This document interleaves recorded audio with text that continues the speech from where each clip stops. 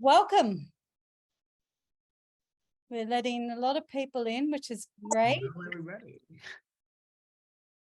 Okay, Loz has got her winning her lucky neck scarf on. Must be cold. And the sickness scarf. So. Need to burn it. Get rid of that sickness. So cool. We've got a lot of people on. We'll just give a few more minutes. And how is everyone besides cold? Good. Excellent, excellent. So as you know, tonight I'm going to be leading. Well, I'm going to be leading this. You probably didn't know that, but I am going to be leading this. We've got Coach Kara here as well, and we've got Bob, who I've nicknamed Bob the Biohacker. So he is going to take us through an awesome session. And Bob, we actually met in Guangzhou, and he's just been in Guangzhou for a visit. So he understands exactly what you guys are all going through. I think most of you are in China at the moment. So has lived there, but also understands exactly what the mental state of Guangzhou is like at the moment with testing and all that sort of stuff. So he's a perfect person to be able to take us through this next session. And I'll turn it over to you, Bob. I'm just thinking I've admitted everyone and you can take the floor. Thank you very much. Yeah, whenever, I mean, if anyone else joins, please let them in whenever. Yeah. All right, so without further ado, I'm just going to jump right in. I like talking about resilience, and resilience is the counterbalance to stress. So I always start with a disclaimer, and then I'm going to go to a little anecdote, and then we're going to jump into my slides. We'll go through them. Please feel free to interrupt with questions or comments. You can do chat box, or you could even just turn on your audio if you feel like it. And then we'll go through, at the end of our presentation, we'll go through a little guided session, and hopefully we'll have a little bit of time at the end for questions as well. That is it. So disclaimer, we start with a disclaimer. What we're about to go through is has been mistaken sometimes for meditation. And so I want to say right up front that no, it's not meditation. Okay, I do not talk about meditation. It is a form of training. Okay, so I view the mind as a muscle.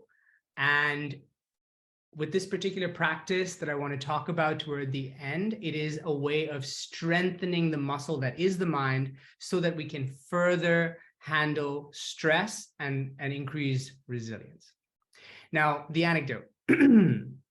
Oh, sorry. So I'm talking about HeartMath in case I haven't mentioned that, or in case you haven't realized. So, anecdote. So it's the 1960s. And there's this cosmonaut in space, okay? And down on Earth, they're monitoring his vital signs. And after a few days, what they realized was that something was a bit off with his vital signs, right? So they ask him one day, they say, like, you know, everything seems to be fine except for this particular period of time every day where your heart rate just goes crazy. And we're a little worried about you. We want to know what is happening. Is there something in space? Are there solar emissions? Is there something in the ship that's affecting you? Like, what is this? And so the cosmonaut thinks for a second and he responds, oh, that is the time of day that I meditate. And so what they're tracking on Earth is something that we now call heart rate variability, or HRV. Can I get a show of hands? Does anybody here know what HRV is?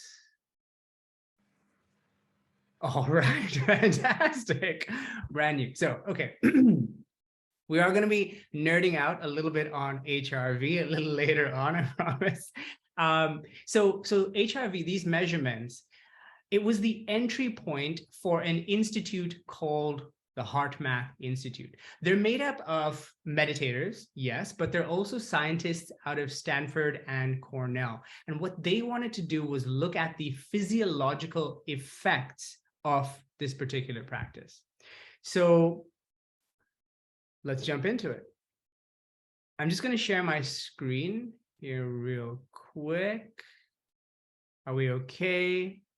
And I'll go on full screen here. All right, can everybody see my screen? All right, fantastic.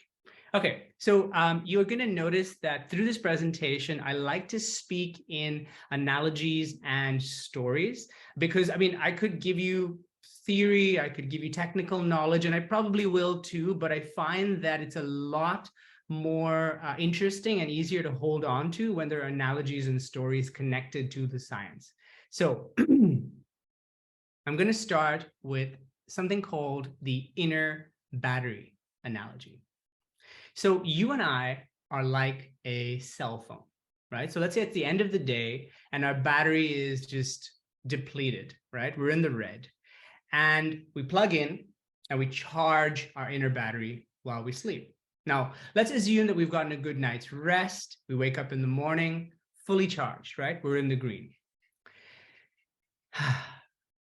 Now, unfortunately, for most of us, there is it's kind of a habit that a lot of us have developed, myself included, right? So often what we'll do first thing in the morning, let's say we've just woken up, and the first thing that we do is we pick up our phones and either we check email, we check our socials, God forbid we check the news. What we're doing here is we're opening up applications, right? And these apps are running.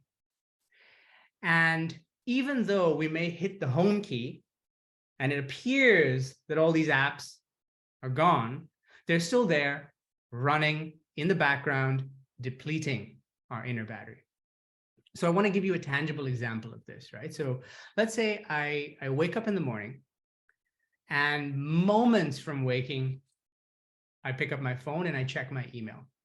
And on this particular day, I've received an email from a client that is, for whatever reason, dissatisfied with a service that I offer, right? So as I'm reading this email, I'm feeling emotions of anger, frustration, disappointment, because every single thought, right? So I'm reading this and in my mind, I'm having these thoughts, and every single thought is directly connected to an emotion. And an emotion is just a series, or it's a biochemical cocktail that gets squirted into my bloodstream that I experience for a period of time.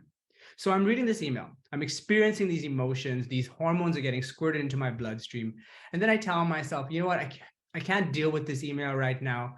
Let me get my my coffee. I'm going to go to the kitchen. I got to go to the bathroom. And then later on, I'll tackle this email, right? So I hit the home key. It appears to have disappeared. And as I'm walking to the bathroom, the memory of a phrase that was used in that email will pop back up into my head. And I'll re-experience those same emotions, the anger, the frustration, the disappointment. Those same hormones will get squirted into my bloodstream. And then all of a sudden, they're gone. And then as I'm walking to the kitchen, another phrase will pop up in my head, one that I can use to respond to this email, maybe also tinged with a little bit of anger and frustration and disappointment. And I'll experience those same emotions. And this is the human condition. We go through this 20 minutes every single day. So it's like 9 a.m. It's 10 a.m. The day has just begun, and I'm already depleting my inner battery. I might already be in the blue, right? Now, the interesting thing about this analogy here is that not only do we have an inner battery, but we can actually charge this inner battery, right? It's like we have a power bank as one of our resources. We can plug into the power bank and actually recharge our inner battery. The technique that I'm going to go through with you guys is absolutely free. It's easy. Anyone can do it at any moment. And it is a little hack. It's like charging the inner battery. Now you may say, okay, well, I get this analogy, but I don't necessarily understand why I would need to charge my inner battery, right? Like, okay, so what if it's depleted? Well, the thing about that is that we tend to, now let's go back to this example with the email, right? It's a client of mine, and I don't necessarily want to lose this person as a client, right? So if I'm in a place of stress, I'm experiencing emotions like anger, frustration, disappointment, often what will happen is I am going to react. I will quickly react. I might say things in a quick response to this email that I might regret. And I might lose this person as a client as well.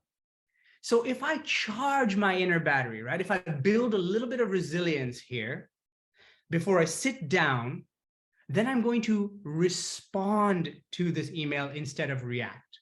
And when I respond, it'll be hopefully in a diplomatic way so that I solve this person's problem and I don't necessarily lose this person as a client. I want to back this up by a little bit of neuroscience here. So we have these two parts of our brain, one of which is called the neocortex. The neocortex is the frontal area of the brain, right? It's the newest part of the brain. This is the part of our brain which is very much responsible for logic, for thinking rationally, for weighing up advantages and disadvantages, for calculating, for considering past experiences, for considering future possibilities. This is the part of the brain that we use when we respond. On the other hand, we have another part of our brain called the amygdala. The amygdala is part of the midbrain. It's the ancient part of our brain. It has kept us alive. It's very much responsible for survival, fight, flight. Very useful part of the brain. However, this is the part of our brain which is very much associated with anger, aggression, and anxiety. And this is the part of our brain which we use when we're reacting to situations without calculating. So if I'm stressed, if I'm angry, I'm frustrated, I'm disappointed, if my battery is depleted, I'm seeing the world through my amygdala. And this is where regret usually comes from. If I'm charged up, if my inner battery, is charged up, I'm calm, I'm focused, then I'm going to come from a place where I'm seeing the world through my neocortex, and I'm going to respond to situations and people probably a little bit better. Are you guys okay so far? Quick check-in. Everybody all right? Fantastic. So the sympathetic and the parasympathetic, these are the two tones of our autonomic nervous system. You may have heard of this stuff before, so I'm just going to give you a quick rundown here because it's useful understanding ourselves, right? So the sympathetic is nicknamed the fight or flight response, and the parasympathetic is nicknamed the rest and digest response, both of which are absolutely useful, vital. This technique that we're going to go through a little bit later allows us to bring our autonomic nervous system into balance. We neither want to be sympathetic dominant, meaning always in fight or flight or stress mode, nor do we want to be a parasympathetic dominant, always kind of relaxed and a bit lazy and sluggish. We want to find that place where we're in balance. Quick access to the sympathetic and or the parasympathetic, depending on the situation. The analogy here, you and I are like a sports car. It used to be Ferrari. By the way, I should be very honest. I don't know a damn thing about cars. So I used to say you and I are like a Ferrari. And then somebody told me Ferraris have very shitty engines. So now you and I are like Porsches, okay? No offense to the Ferrari lovers here. So you and I are like a Porsche, okay?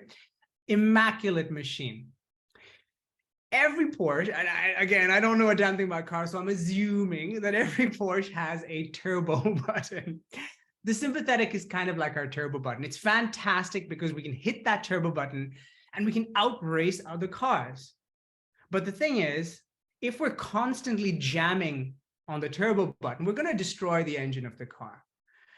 So we want to have balance, right? We want to have access to that turbo button when need be, and we want to have nice balance between the acceleration and the brake, right?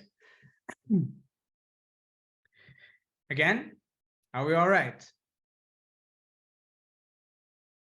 Okay. The depletion renewal grid. Now, again, I'm going to build on that little analogy of the inner battery. Okay. So on the left side here, we have, I don't like labeling them negative or positive emotions, particularly labeling them negative emotions, because I think that implies that we're supposed to try and avoid these emotions. But I think everyone knows that if you don't ever experience anger, frustration, anxiety, you cannot truly appreciate the emotions on the other side of that grid, right? So I'm going to label them on the left side of this grid. We have the fear-based emotions, and on the right side, we have the love-based emotions. It's a simplistic way of looking at it. But in that top left corner, these are examples, right? Anger, frustration, anxiety. These are what we would define as the high energy fear-based emotions, right? When we're experiencing anger, we feel depleted during a bout of anger, particularly at the end of that bout of anger. However, in that bottom left corner there, we have emotions like burnout, withdrawal, resentment. My own personal favorite is resentment. These are the low energy fear-based emotions. By the way, resentment is where you're complaining in your head and you don't voice your complaints. All of these emotions deplete our inner battery, whether we realize it or not. These particular emotions are associated to the hormones cortisol and adrenaline. Cortisol is nicknamed the stress hormone, and adrenaline is nicknamed the fear or the danger hormone. Neither one of which is bad, both of which serve us. But we do not want to have chronically high levels of cortisol or adrenaline. Not good for our system. Destroys the engine of the car. We want to experience these emotions, but then we want to come back to neutrality. Neutrality is that line in the middle. And on the right side, we have the love-based emotions. Again, high energy, low energy, both of which are more associated to the hormones DHEA and oxytocin.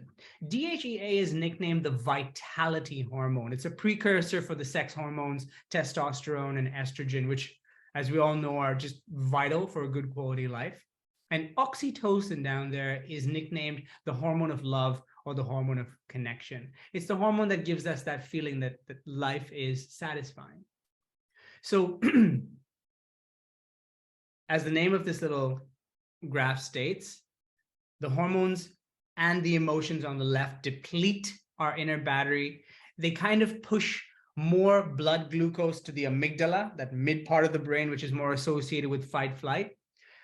And the emotions on the right and those associated hormones renew our inner battery. They're more associated to higher blood glucose levels in the prefrontal cortex, which again allows for optimal functioning.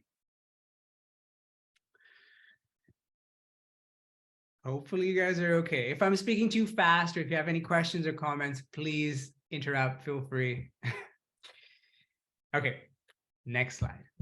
So resilience is the key, right? Resilience is, as I stated in the beginning, resilience is the counterbalance to stress.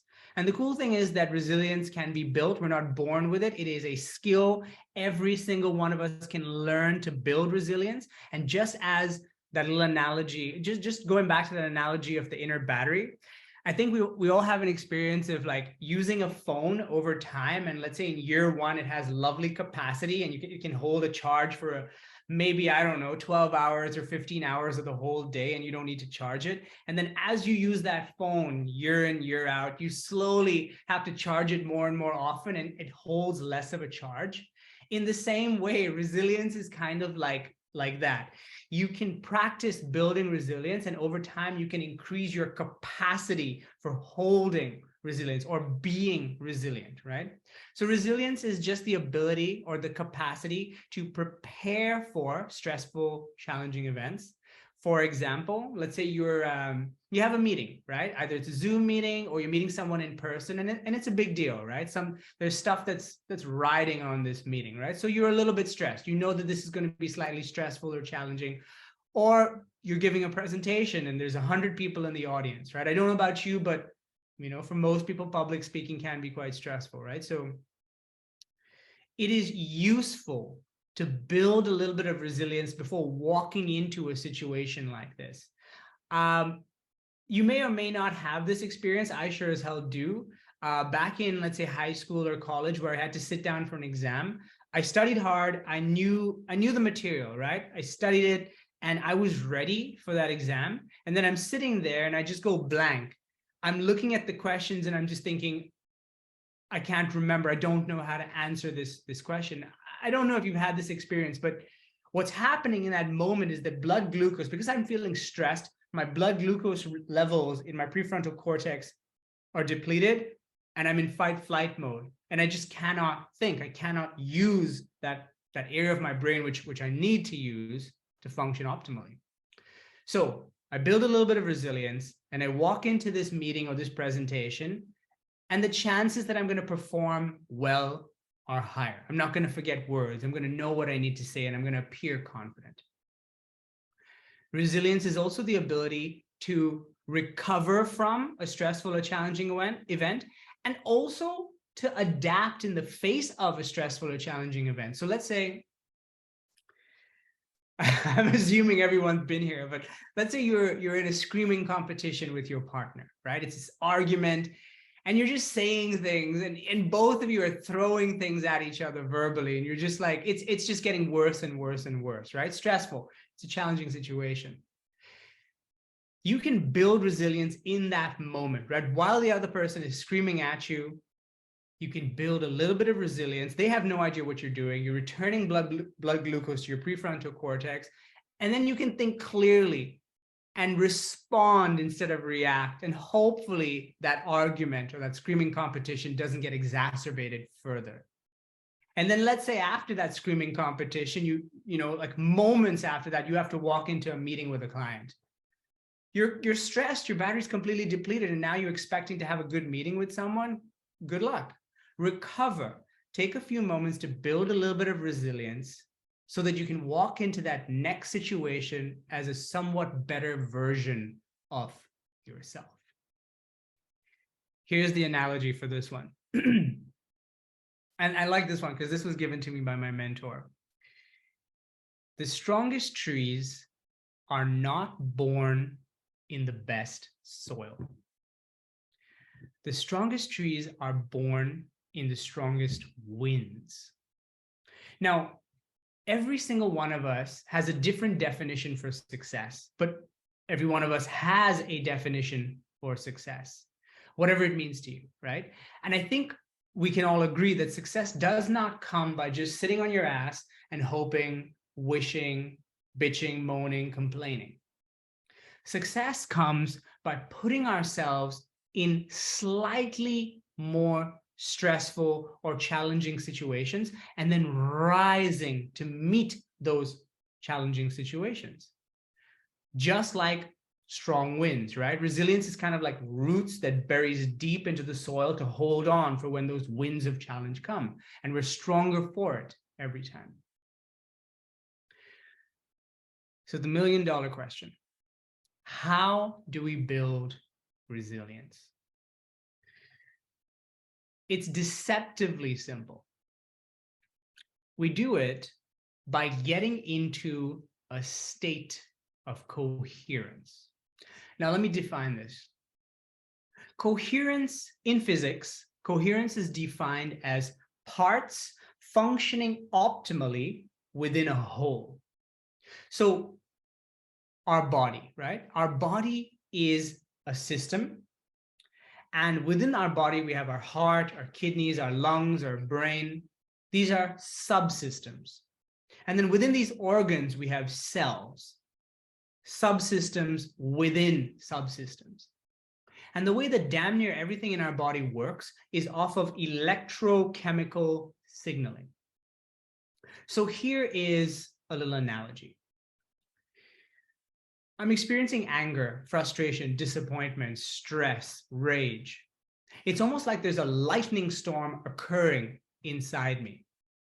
And even though cells are sending electrochemical signals to other cells, or if you will, radio towers are broadcasting signals to radio receivers, all that's being picked up is static.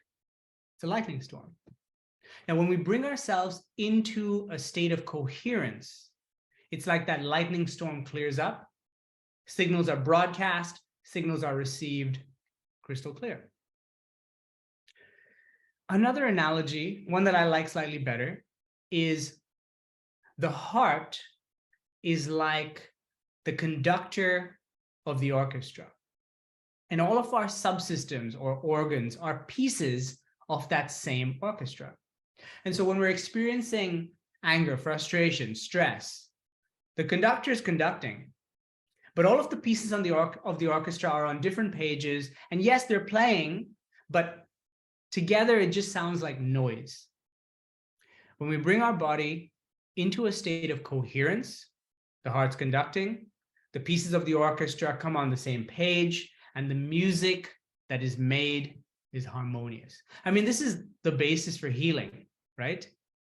Our subsystems know exactly what to do. So the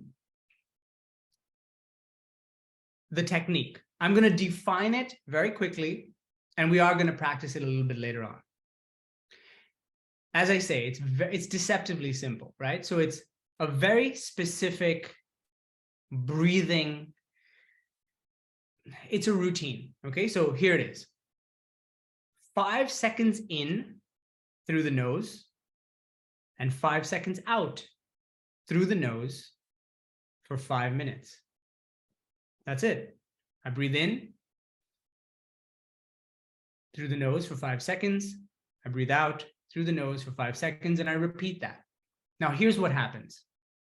First of all, why the nose and not the mouth? For people who have chronically blocked noses, you can use your mouth, but if you don't, I suggest the nose, because when we breathe through our nose, we actually release a chemical called nitric oxide. Nitric oxide is nicknamed the bliss molecule. It's just a fantastic thing to release. And if you've read a book called Breath, The Lost Art of a Forgotten Science, or the Forgotten Art of a Lost Science, I always forget that, I'm sorry, but it's a fantastic book, and he talks so much about nasal breathing. So in any case, we breathe in and out through our nose for 5 seconds in, 5 seconds out for 5 minutes. Oh, I'm seeing some chats over here. Just give me a second. I'm just gonna open that up just so I can see. Oh, okay. Sorry. I wasn't paying much attention to that. Sorry. Okay, so Michelle asks, where does the name amygdala come from? Yeah, it is a Latin name, and it means almond. It's a silly name, but it's because the amygdala actually looks like almonds. It's we have the left side and we have one on the left and one on the right side of the brain. Random. That was random. Anyway, going back. So when we breathe in and out for 5 seconds, you do not have to hold for 5 seconds, but you can if you want to. That's a slightly different technique called box breathing, where you breathe in for 5, hold for 5, out for 5, and hold for 5. And that is a fantastic way of, again, bringing the nervous system into balance, but it's slightly different because the effects on heart rate variability, which I'm going to cover next, are different. And you can measure this. I mean, we use biofeedback devices, and we see what happens to heart rate variability when we do these different breathing rhythms. So, like I said, when we do this little 5 in, 5 out for 5 minutes, we see amazing results when it comes to heart rate variability. And with my anecdote earlier with the cosmonaut, that is what they're measuring, heart rate variability and its effects on our physiology. All right, let's continue. Here we go. Now we get a little bit deeper into the nerdy stuff.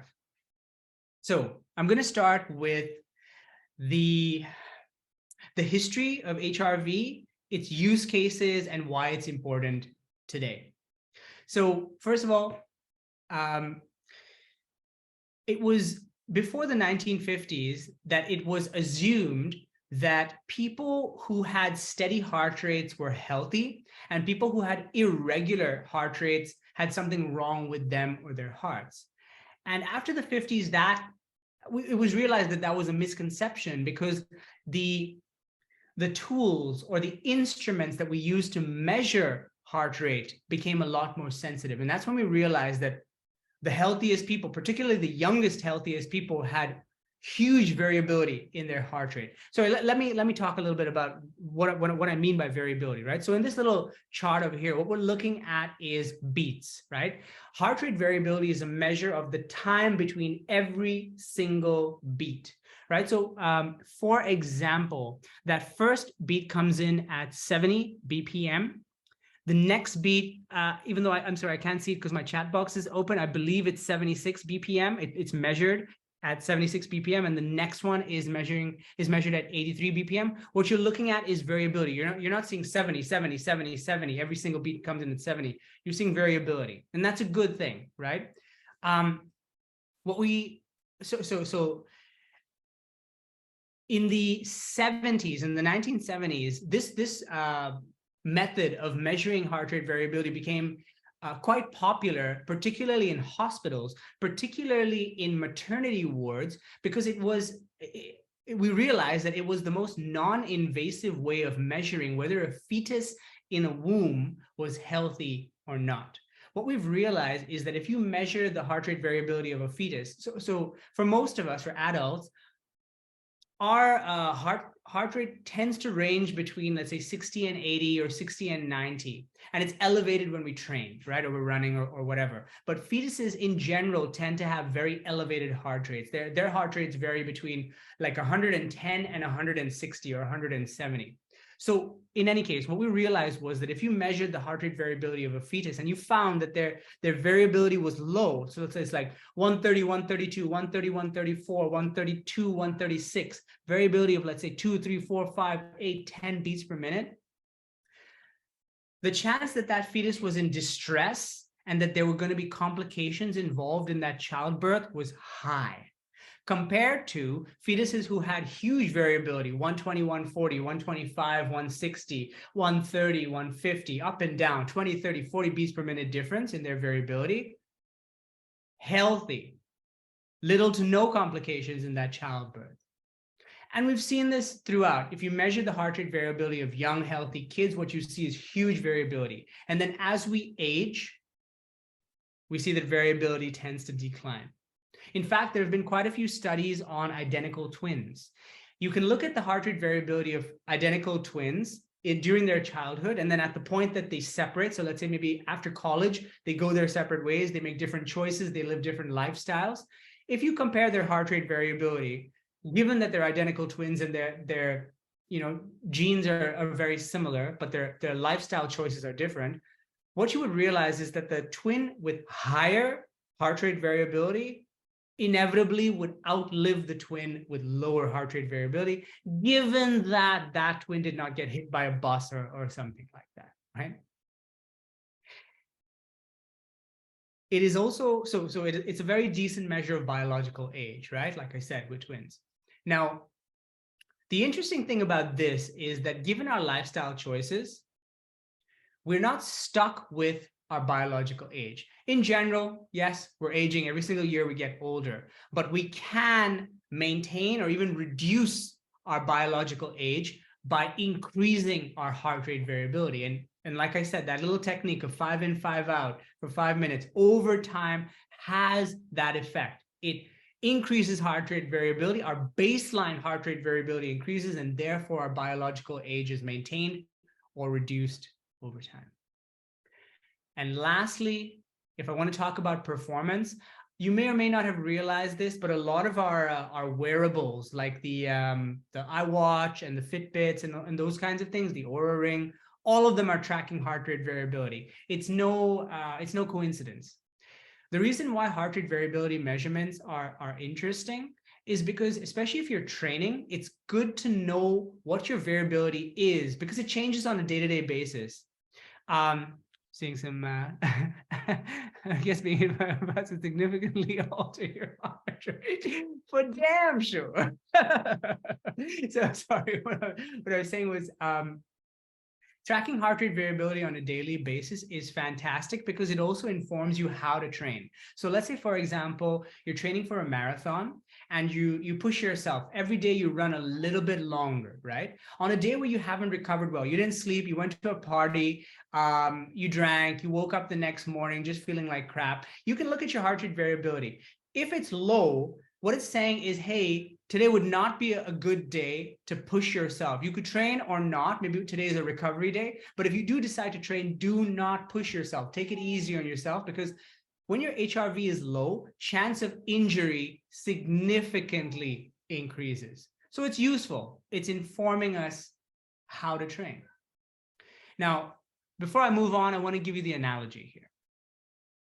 You and I are like a mountain bike. And every mountain, sorry, man, I got to stop using analogies that I don't know very much about, but I think that every mountain bike has like 16 or 18 gears. You would know better, but it's got a number of gears, right? So it's thank you. So it's nice having gears, right? Because like, let's say you're on like bumpy terrain, right? You're riding uphill, it's rough terrain, your legs are tired. You can adjust the gear on that bike and maintain a smooth, easy ride. That's what having high heart rate variability is, right? It's adaptability. It's the ability to adjust to your environment. However, if you're on a 1-speed bike and you're riding uphill and it's bumpy terrain and your legs are tired, that's a tough ride. That's what having low heart rate variability is like. Another little example. Thank you. Thank you. Let's say I'll go with an example, right? So let's say it's your birthday and you go out with your friend, right? It's a quiet birthday. You go out with your friend, you have a quick, quiet meal, and you're heading home, right? And your friend is heading home with you, maybe for a nightcap or whatever it is, right? So unbeknownst to you, there's like 50 people waiting in your house in the darkness for you to open the door so that they can leap out and the lights come on and they yell, "Surprise!"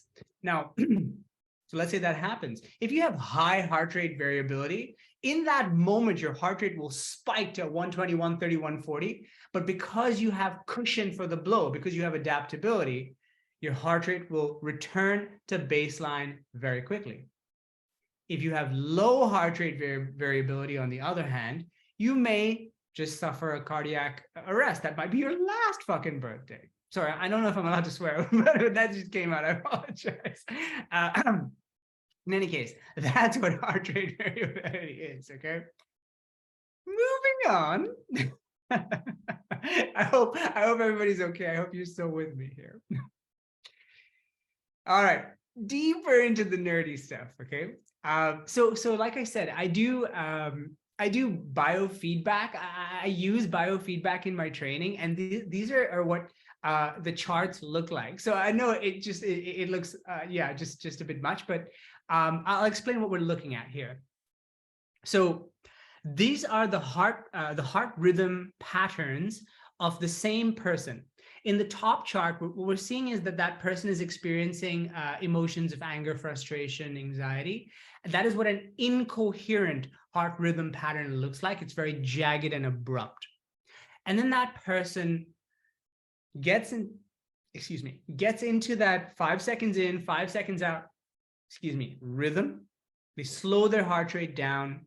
They breathe in and out at that rhythm through the nose, and they start to kind of channel a little bit of appreciation, gratitude, love, compassion. They go to, as I mentioned earlier, something on that love-based emotion spectrum. What you'll notice is that very quickly their heart rhythm patterns will change, because this is what a coherent heart rhythm pattern looks like. We're looking at these lovely mountains and valleys, huge variability. If you look at the y-axis, what you're seeing is the peaks and the troughs, right? So you can see that the troughs, the bottom of those, let's say those valleys, are around the 60, right? The 60 BPM range, and the tops or the peaks are around the 80, 85, 90 range. What we're seeing is variability of 10, 15, 20 beats per minute. That is what we want, ideally. In the top, in that incoherent heart rhythm pattern, what we're seeing is it's very jagged. You have variability of, let's say, like 60 to 65 to 61 to 65 to 59 to 66. We're seeing variability of like 5, 6 beats per minute, right? This is just a bit of technicality over here. It really doesn't matter very much. But what I'm trying to show you is that this stuff can be measured. Coherence and incoherence is real. It is a thing. All right. Last slide, I promise. So this is a graph. It's entitled Police Officer Resets After Violent Incident.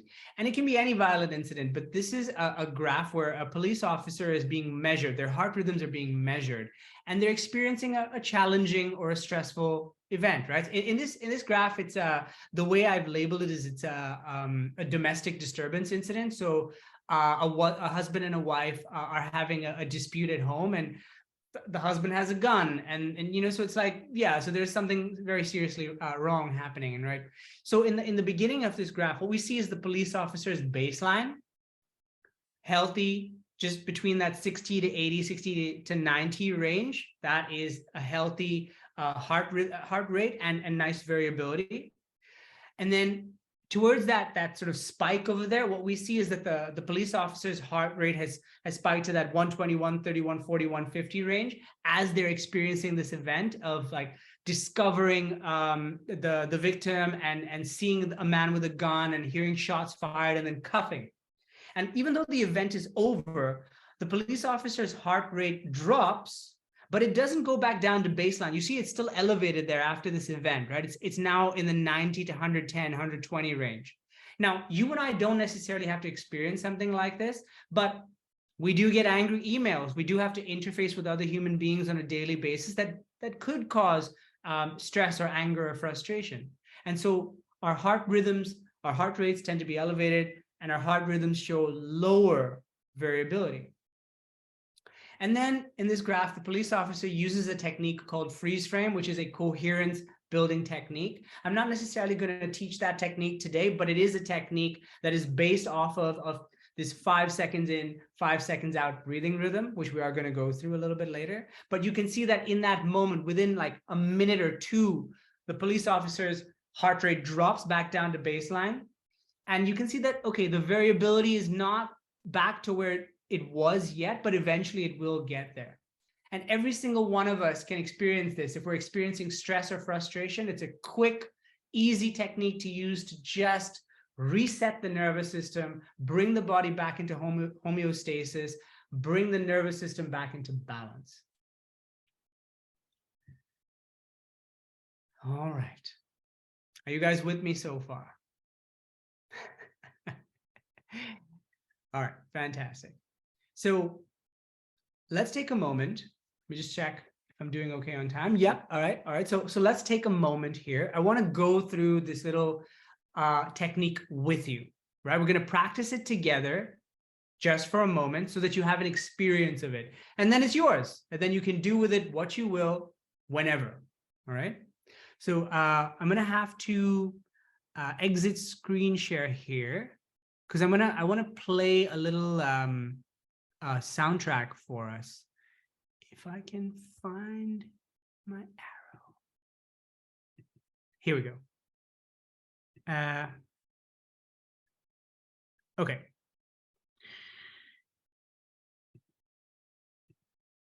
Are we ready? So what I'm asking for now is that if you're sitting on a chair, please sit back in your chair so that your back is rested.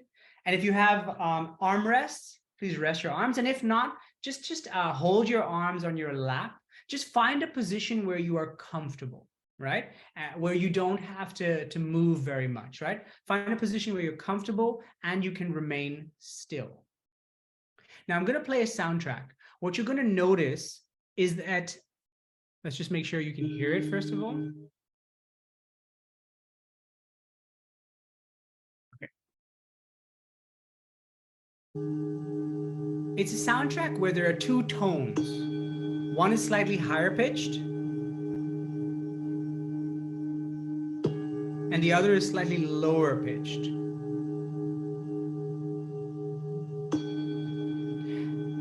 They are timed at 5 seconds apart. So what I want us to do is follow along. When we hear one tone, I want us to breathe in through the nose. And on the other tone, I want us to breathe out through the nose. So if you're ready. Find a position where you're comfortable and can remain still. I invite you to close your eyes or lower your gaze.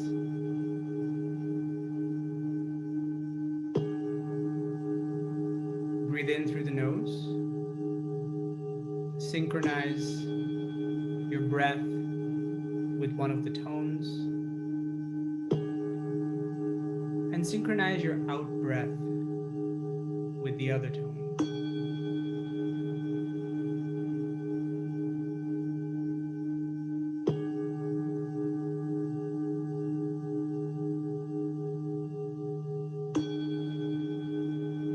Find a nice rhythm.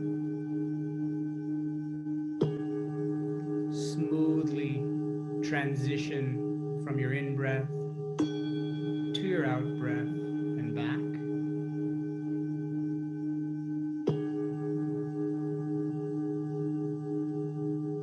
And with your breath synchronized with these two tones, bring your focus to your heart or the center of your chest. As you breathe in, feel and imagine the air slowly moving into your heart space. Feel the coolness. And as you breathe out, feel and imagine the air gently leaving through your heart space. Perhaps feel the sensation of the air, slight warmth. Keep your breathing synchronized. Keep your focus on your heart or the center of your chest.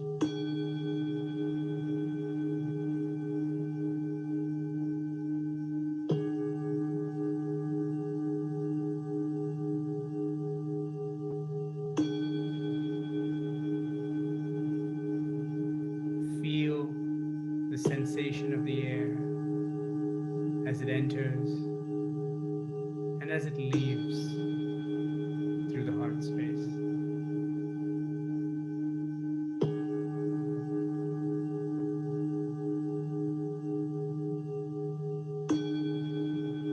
And when you're ready, slowly allow your eyes to open.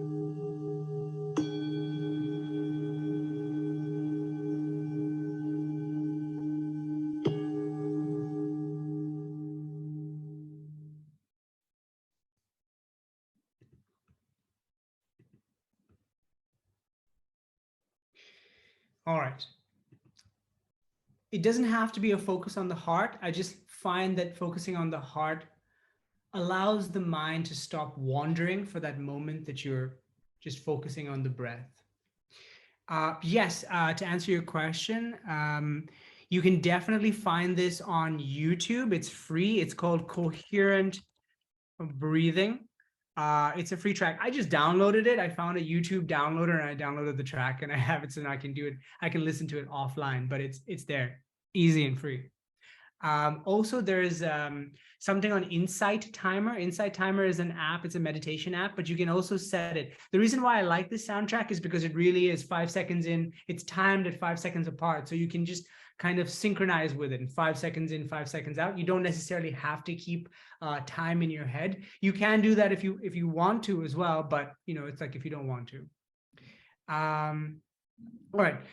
So now we have a few minutes left. I'm going to open it up to questions. If anyone has anything they'd like to ask or share, please feel free.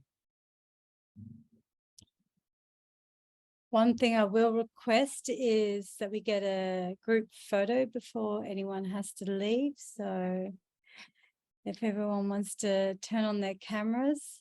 Woohoo! I feel like I'm speaking very Zen now. Thank you, Bob. It's nice and calm and collected here. So do you want to get in? Yes. Okay. So everyone smile. And Smile. Awesome. So if there are any questions, Bob, I know you touched on a little bit, but just about the reasoning, because I mean, we do a lot of breathwork practice with Coach Elizabeth, and the different timings of breathwork, breathing in and holding and breathing out, and about the with your work about the balance of the 5 and the 5 and what that actually does to the system. Okay, let me clarify.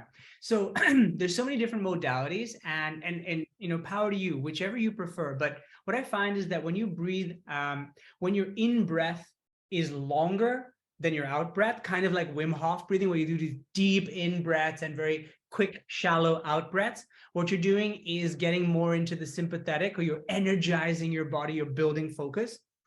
However, when you do sort of like quicker in breaths and much slower out breaths, what you're doing is putting yourself into parasympathetic mode, or you're kind of like calming and relaxing your nervous system, and possibly even like winding down and maybe preparing yourself for sleep.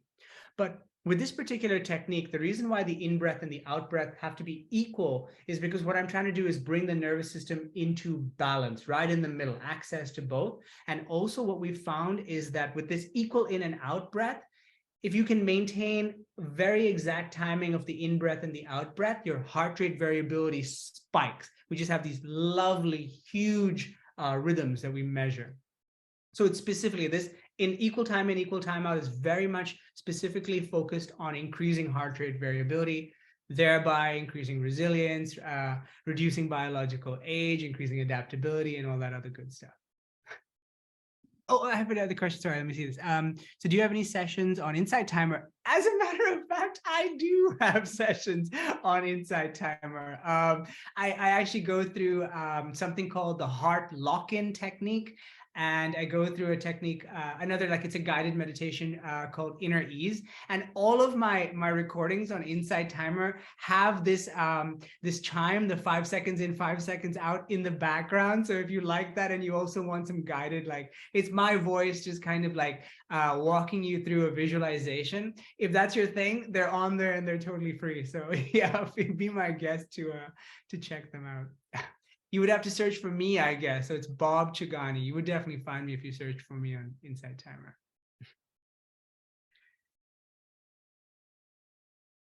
Any other questions, guys?